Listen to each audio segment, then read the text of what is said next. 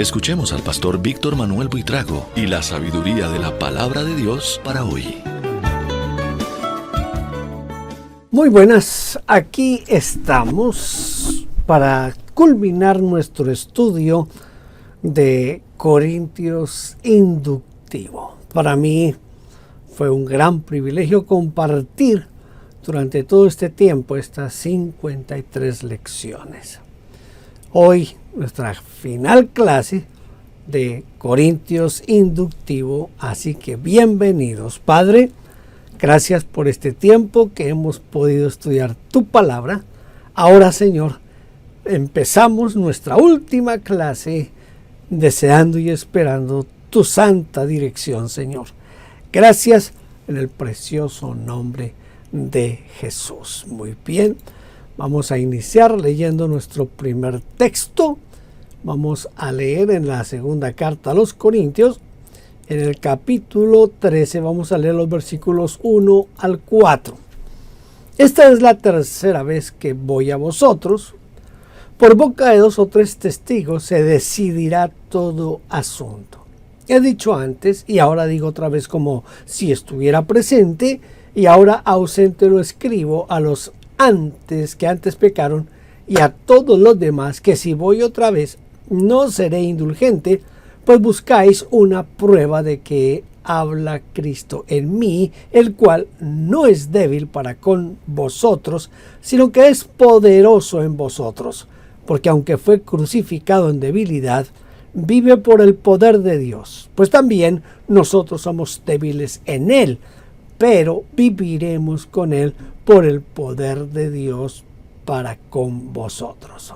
Esto es lo que dice los versículos 1 al 4.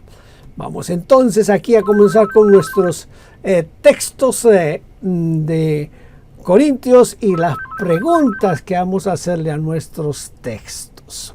Muy bien. ¿Por qué Pablo pidió 2 o 3 testigos? Ahora, ¿qué aprendemos de este pedido? Ahora, Pablo pide los 2 o 3 testigos porque estaba escrito en la ley de Dios. Dice, no tomará en cuenta a un solo testigo contra ninguno en cualquier delito ni en cualquier pecado, en relación con cualquier ofensa cometida.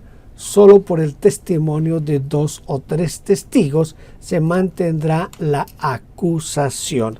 Esto es lo que dice aquí en Deuteronomio, capítulo 19, versículo 15.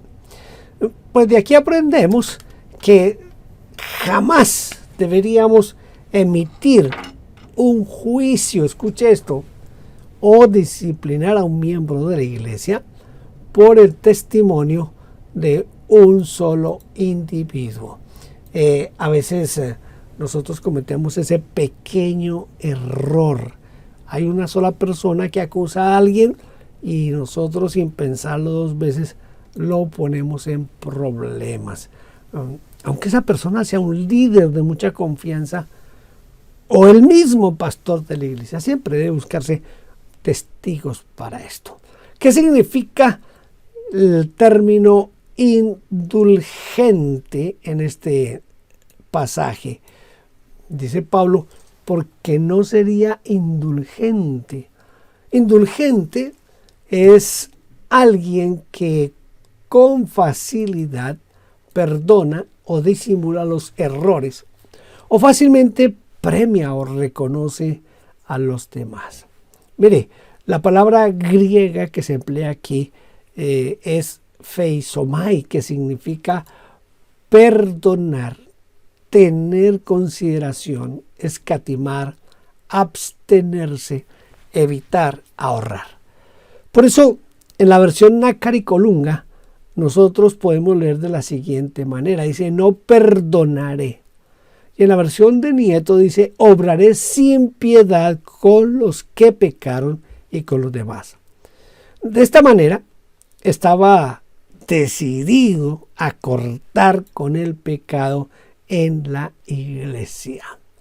no tendría contemplaciones con nadie que no se haya arrepentido, y de esa manera demostraría que Cristo hablaba por intermedio del apóstol Pablo.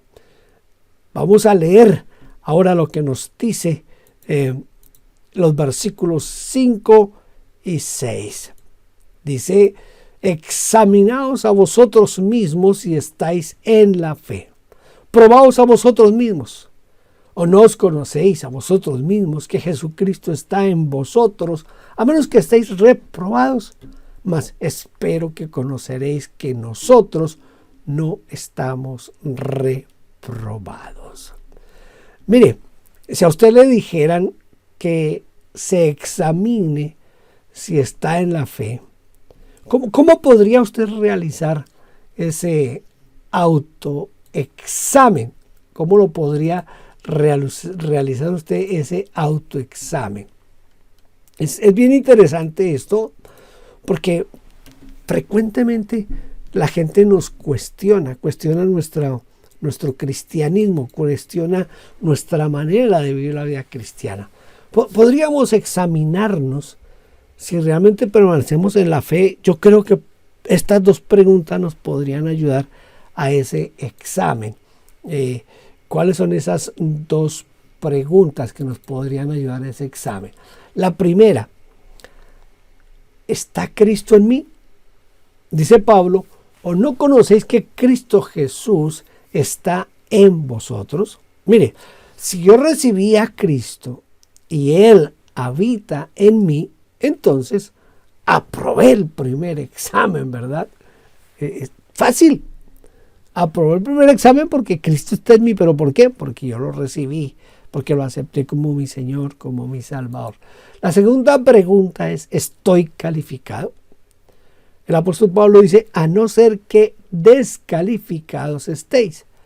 Aquí la palabra descalificado se toma del griego y significa en el griego reprobado, inútil, de ningún valor. Estar calificado es mostrar una vida cristiana productiva, una vida de servicio, de obediencia y de buenas obras. Si es así, entonces también aprobé el segundo examen. El primer examen es: ¿estoy en Cristo? El segundo es: ¿estoy calificado? Solamente usted puede responder a ese cuestionario, ¿verdad? Nadie más, porque esto es un asunto de la comunión entre Dios y nosotros. Eso es lo que a veces nosotros como que desconocemos en esa parte. Versículos 7 y 8 dicen: y oramos a Dios que ninguna cosa mala hagáis, no para nosotros, no para que nosotros aparezcamos aprobados, sino para que vosotros hagáis lo bueno, aunque nosotros seamos como reprobados. Porque nada podemos contra la verdad, sino por la verdad. ¿Puede nuestra oración cambiar a una persona? ¿Usted qué piensa? ¿Será que porque usted ore por alguien, la persona puede cambiar su conducta por la forma en que usted ora por esa persona? Yo creo que sí. Claro que sí. Nuestras oraciones pueden modificar la conducta de otras personas. Mire, si así no fuera, Pablo no hubiera escrito: y oramos a Dios que ninguna cosa mala hagáis. Esta oración no mira al pasado. Tenga en cuenta esto. Esta oración no es hacia el pasado, no es de pecados que se cometieron en el pasado. No se refiere a las malas acciones que se han hecho, sino que apunta al futuro. Es para que no se hagan. La oración aquí tiene la función de impedir o desarticular futuros errores, futuros pecados, futuros fracasos. Ojalá que aprendamos a orar de esta manera por nuestros hijos, por nuestros nietos, por nuestra familia, por nuestros amigos, en fin, que aprendamos a orar así por toda la iglesia. Oremos para que nuestros hijos no cometan pecados. ¿Se acuerdan de Job? Job dedicaba un tiempo para hacer sacrificios para que sus hijos no pecaran. Y aunque Job en algún momento, usted lee que dice que él hizo el sacrificio por si de pronto hubieran pecado. La oración nuestra tiene mucho poder en favor de nuestra familia, en favor de nuestros amigos, en favor de los hermanos de la iglesia. ¿Qué quiso decir Pablo con la frase que vosotros hagáis lo bueno, aunque nosotros, escuche, aunque nosotros seamos reprobados? Lo que él quiso decir es que él no buscaba quedar bien, escuche, él no buscaba quedar bien, sino que la iglesia quedara bien.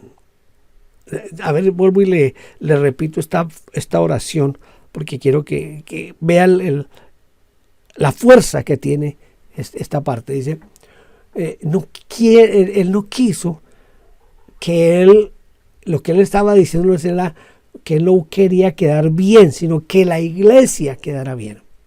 Aún a riesgo de que hablaran mal de él.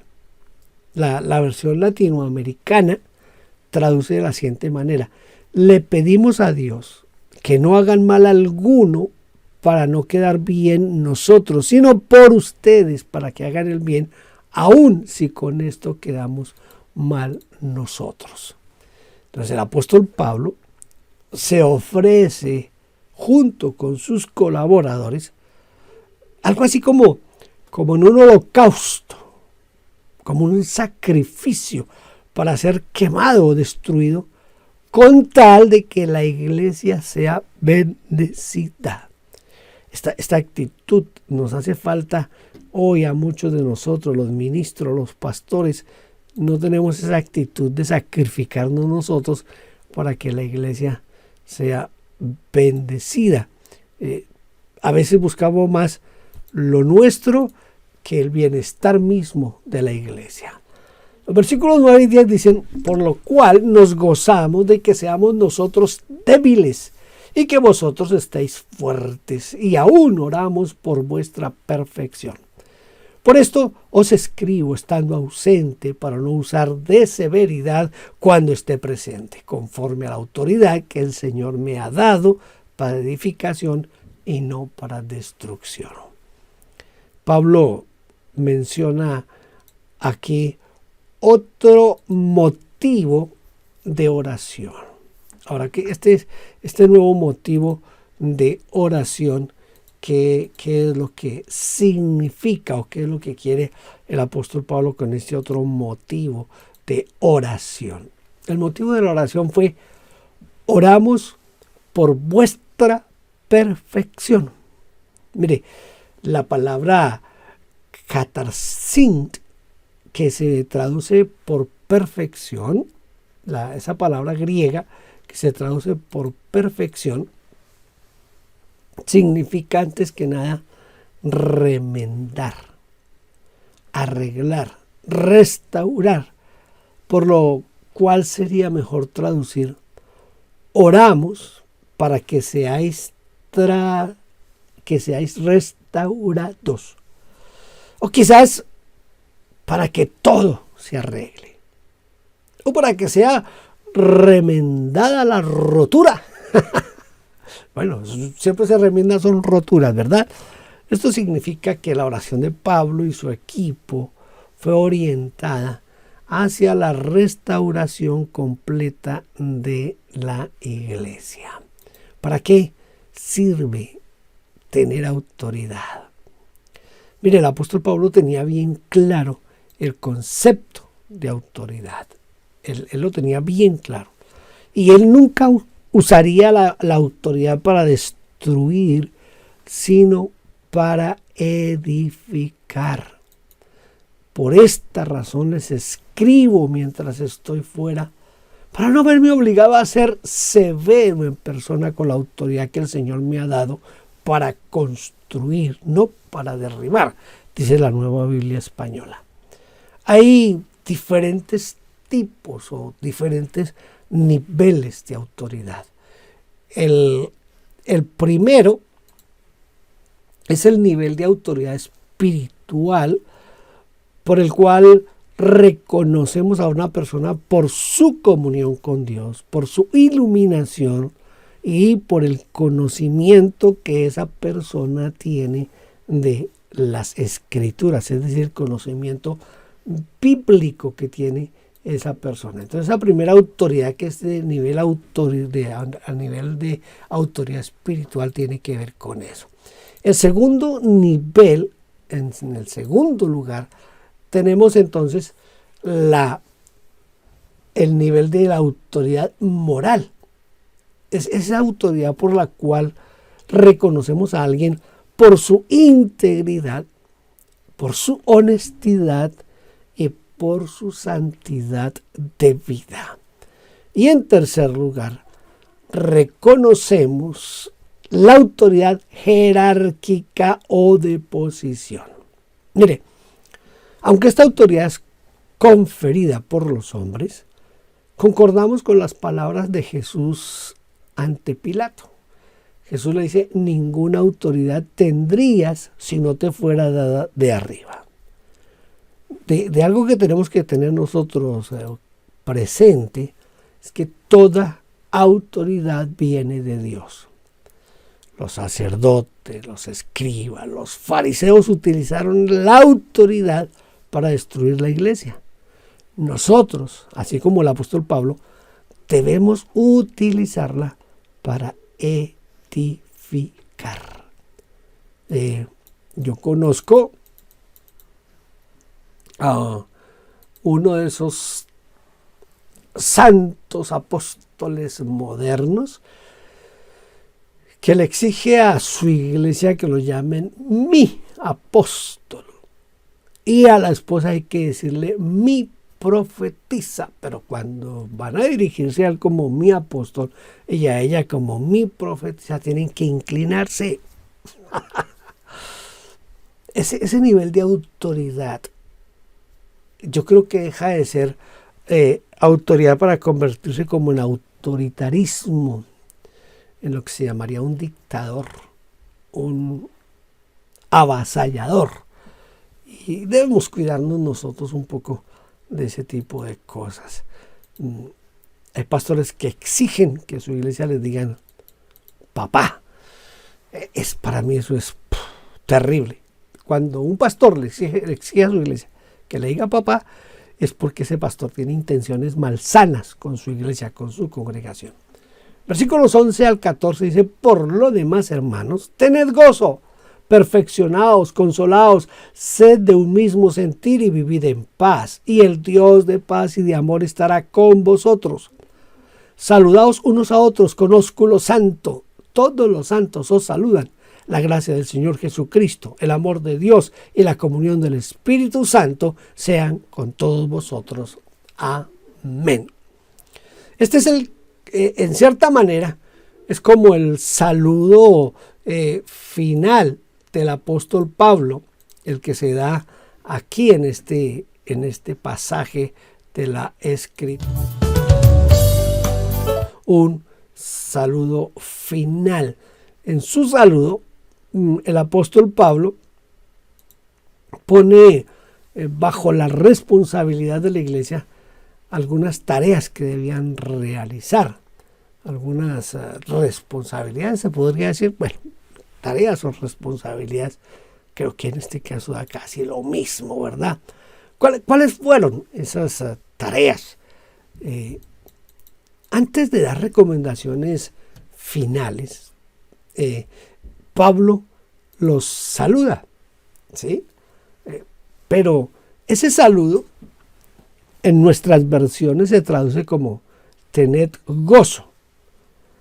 Sin embargo, me parece que después de una carta tan seria, el deseo que tengan gozo como que no encaja en ese contexto, ¿verdad? Por eso la palabra en griego se utilizaba como un saludo de despedida. Escuche, como un saludo de despedida, tal como traducen las versiones en inglés,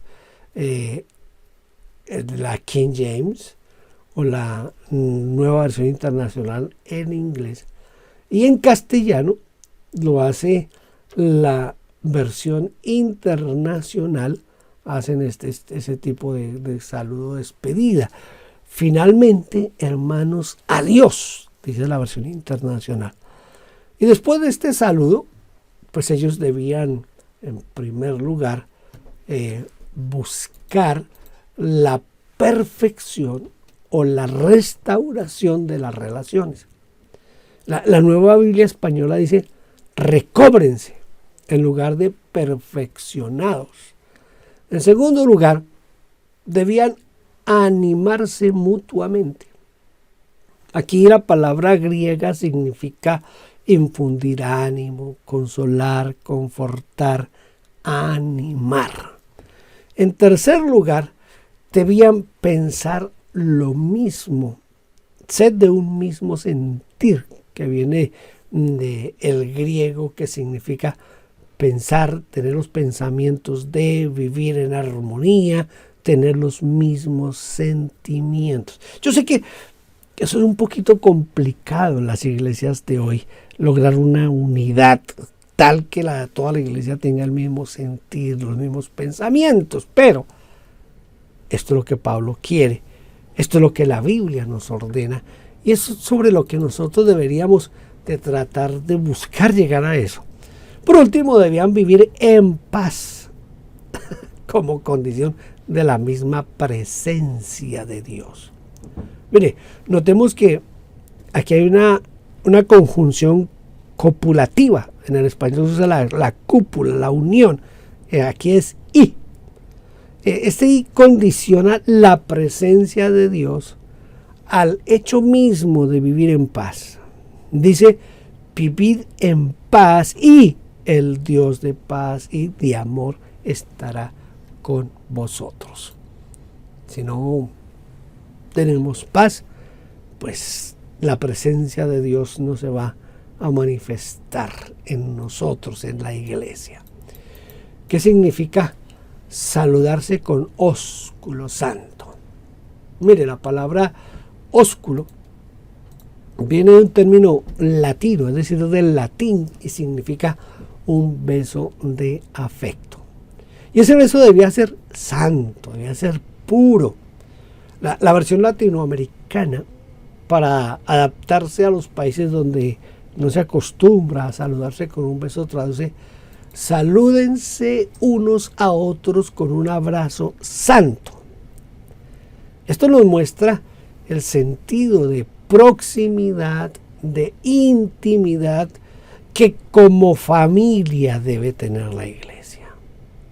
No somos un conjunto de extraños que nos reunimos para celebrar un rito religioso, no, sino que somos verdaderos hermanos que tenemos a Dios como Padre.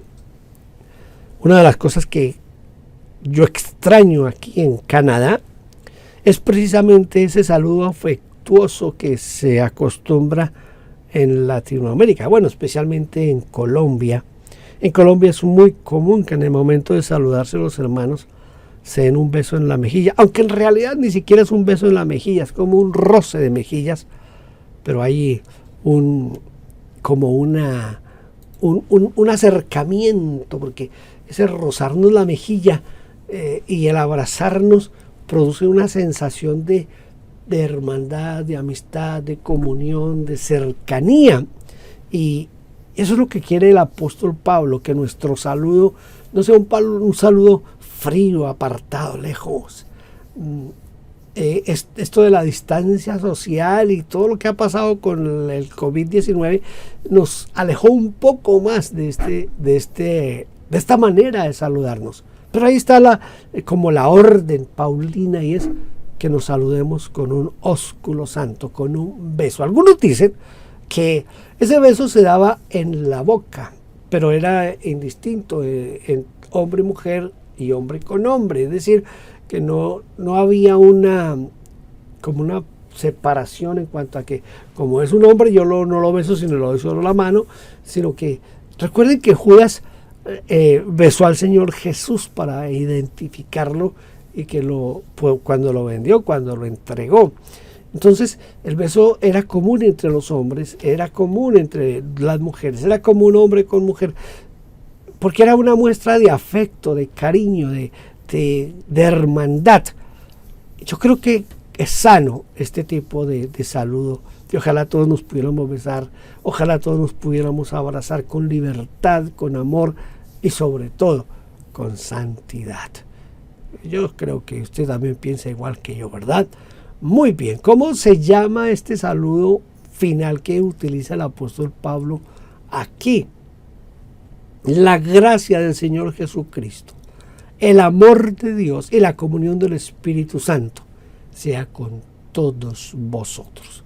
¿Cómo se llama este saludo? Este saludo generalmente se le ha denominado el saludo de la doxología, que la doxología viene a ser más bien no un saludo sino una despedida, y este contiene una fórmula que es la fórmula trinitaria, aunque la palabra Trinidad no aparece en la Biblia. Sin embargo, la doctrina de la Trinidad se repite en muchas partes, y esta es una de esas partes donde se repite con una magistral presencia y escueta y abierta. No está oculta la Trinidad, sino que ahí está presente. Esta es una bendición final. La doxología siempre se ha considerado como una bendición final. Yo recuerdo cuando recién me convertí, todos los cultos terminaban cantando la doxología. Ahora ya no se usa, pero en ese tiempo sí. Primero viene la bendición por medio de Cristo, que es la bendición de la gracia. Dice, la gracia de nuestro Señor Jesucristo sea con todos vosotros. Entonces viene la bendición de Cristo. La bendición de Cristo viene a ser la gracia. Luego viene, en segundo lugar, la bendición por medio del Padre, que es la bendición del amor. El amor de Dios sea con todos vosotros. Y por último, viene la bendición del Espíritu Santo, que es la bendición de la comunión, de la quinonía. Entre los evangélicos estamos acostumbrados a decir coinonía, pero tengo entendido que la pronunciación correcta es quinonía, pero ya saben que yo con el griego pocón. Dice, la comunión del Espíritu Santo sea con todos vosotros. Entonces, la bendición de Cristo, dice la gracia de nuestro Señor Jesucristo, que esa es la bendición especial, el amor del Padre, ¿cierto? El amor de Dios sea con ustedes, y la comunión del Espíritu Santo sea con todos vosotros. ¿Qué doxología más hermosa? No solamente como saludo, sino para mostrar cómo el apóstol Pablo nos presenta la doctrina de la Trinidad en una doxología. Vamos a tratar de aprender un texto de memoria, como lo hemos hecho en cada clase. Este es nuestro último texto para aprendernos de memoria. Espero que usted lo aprenda conmigo. Y oramos a Dios que ninguna cosa mala hagáis, no para que nosotros aparezcamos aprobados, sino para que vosotros hagáis lo bueno, aunque nosotros seamos reprobados. ¿Cuál es como la esencia y la grandeza de este texto bíblico? Mire, la esencia y la grandeza de este texto bíblico es lo siguiente, que Pablo está poniendo por sobre su propio bienestar y su propia, vamos a decir, prestigio, está poniendo a la iglesia. Dice, y oramos a Dios que ninguna cosa mala hagáis. Recuerde, estuvimos hablando que sí podemos con nuestra oración hacer que se cambie el comportamiento de las personas. No para que nosotros aparezcamos aprobados, sino para que vosotros hagáis lo bueno Y dice Pablo, aunque nosotros seamos como reprobados. Tremenda esta parte de este texto bíblico. Muy bien. Gracias por haberme acompañado por 53 semanas, 53 lecciones. Esto implica un poco más de un año de estar estudiando las cartas a los Corintios en esta forma inductiva. Espero que Dios le bendiga, y si usted puede compartir estos estudios con otras personas, siéntase en libertad de hacerlo. Dios le bendiga y nos vemos en el próximo estudio inductivo.